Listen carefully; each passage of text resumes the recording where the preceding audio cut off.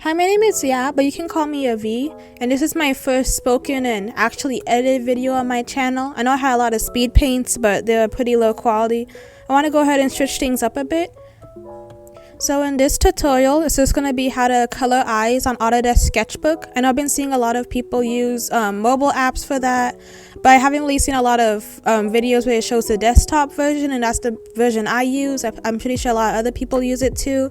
I hope this video helps anyone that are looking for an eye tutorial on the program, and I can also share some of my brushes that I use too for my drawings. Thank you so much! Before I get to the actual speed paint, I'm going to go ahead and go over all the brushes I use. I use a couple of them. I went ahead and downloaded my brush pack and put it in the description below. It's basically all the brushes that are this basic, but I went ahead and added a couple more. So I mainly use the airbrush to do the gradient on the eyes. I also use a little felt tool for the pupils. There's like a soft bristle brush that I use to make all the soft edges. I also have the blur tool to blur it all out, and I also have the chisel tool. Now in this particular drawing, I was kind of dumb. I didn't really use it, but in most of my eye drawings, like you see on the screen here, they do have that little rainbow eye effect, and that's by the chisel tool. Right now I'm creating a gradient for the drawing. You can use the gradient tool if you want to, but I prefer just using a typical old airbrush. And all you want to do here is just to have a light gradient. After you're done with your gradient, you're going to go ahead and add two little circles or slits depending on what you're drawing with the felt brush tool. Now on Autodesk, it doesn't really let you change the color or the opacity of the felt tool. It kind of overlaps on each other, so try to keep it like one color right now and add an airbrush later on. After I finish making the pupils, I always go back with an overlay layer and add like different colors to it to make it more colorful and vibrant. Now when I usually draw my eyes, I usually add a little bit of red for like, I don't know what it's called, but the little inside of the eye, and also add different shades using purple and yellow and gray just to get it more depth into it.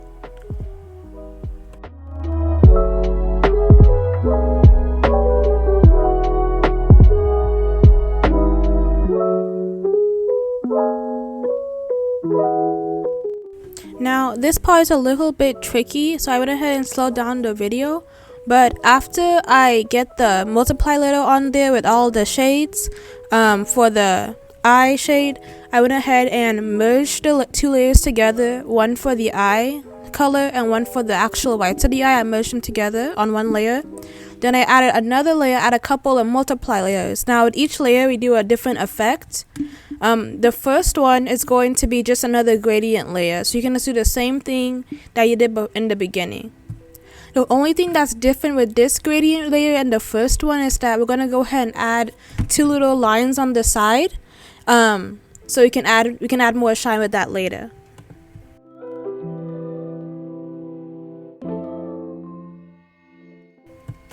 With the second multiply layer, we're just going to go ahead and add a little tiny ball on the bottom of the iris using the felt tool, or you can also use the airbrush if you want.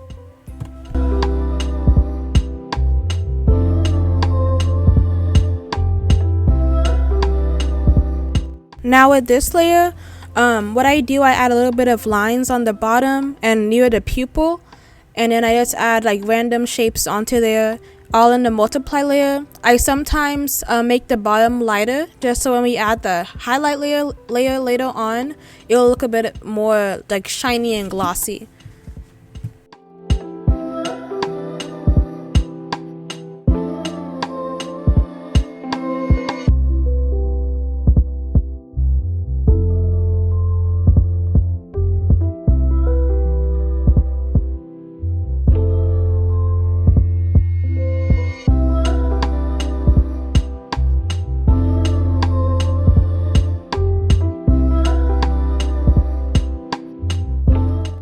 Now usually when I start coloring the eyes, I would always make sure the pupil is completely clear of all the other colors you put on the side, just so when we go on the last layer and add in pupil shine, it'll make it look a little bit prettier.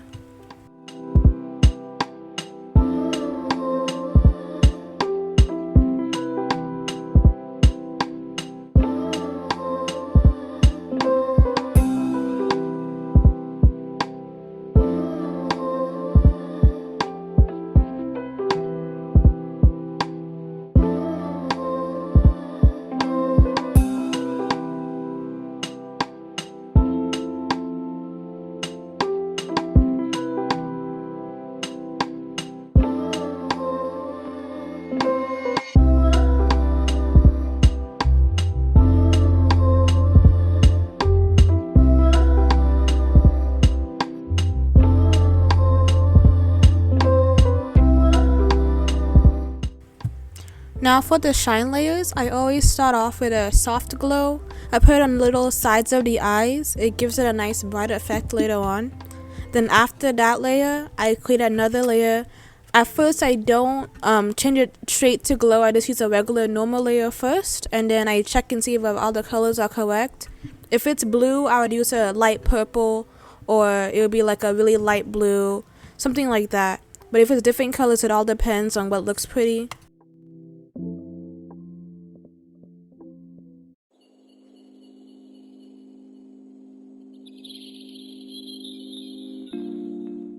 Now to get to the actual bottom shade, what I would do is use 2 layers. One will be the soft glow and one will be the actual hard glow. Now with the hard glow, I leave that for last just because it may be too overwhelming. So I start with a soft glow and test out how the colors would be. Usually I'll use a lighter color. I would never use just white, but just a lighter blue or a lighter purple, and make sure there's a gradient on that so it looks kind of pretty. After that, I would duplicate that layer and turn it to an actual hard glow. Then I would make sure that there's nothing in the actual pupil, and I'll just adjust it so it looks good. Usually I set the soft glow to 20%, and I'll erase some of it on the inside so it doesn't make it too bright. And for the hard glow, I set it to about 80 to 85% opacity, just so it's not too overwhelming, but it still makes the eye really bright and shiny.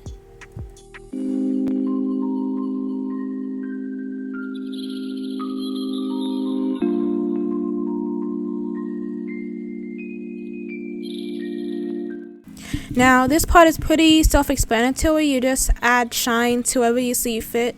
Usually I'd add my shine on the little edge where I did the bottom shine. I would add some more shine to the middle pupil, and I would add shine on the very top, just a reflection of all the dark areas that's there. And then I would make another layer right on top, and I would continue adding shine from there.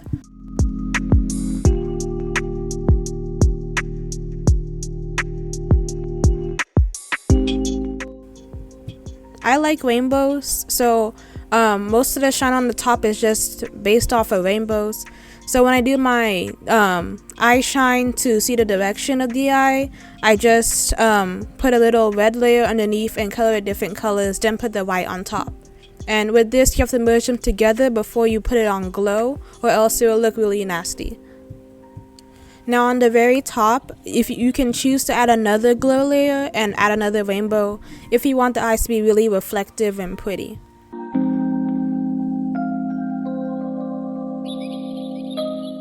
Oh, and I forgot to mention, this was a commissioned drawing by Epic Pone on artistandclients.com. If you want to go ahead and view my page on there and all of my other socials, I went ahead and put them in the description below.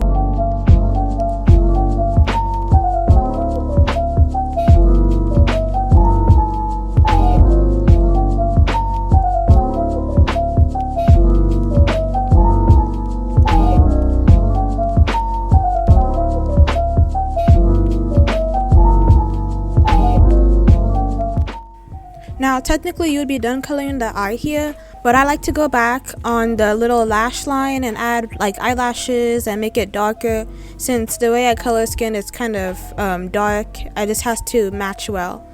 And I made a mistake here. Usually I don't put in all the skin shade all at once because it's overwhelming. I just put it as a regular base color shade on the background. So I went ahead and changed that real quick so you can get a closer look at the eye. Also, typically I would blend out the edges at the very end just so it all blends into the background and the skin tone, but you don't have to blend the edges, especially if you cell shade the skin, because it could look kind of wonky. And the finishing touches, I just add a little bit more red to the inside of the eye to make it a little bit more reflective, and I just add some more eye shine to the eyelashes so it's pretty.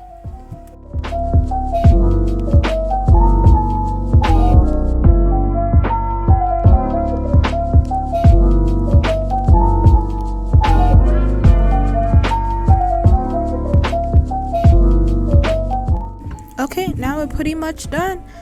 Here was how the final piece turned out. I kind of liked it. I just don't really like having large expanses of skin, but I know with later pieces they'll probably be a lot better. But the commissioner was happy, so that's all that matters.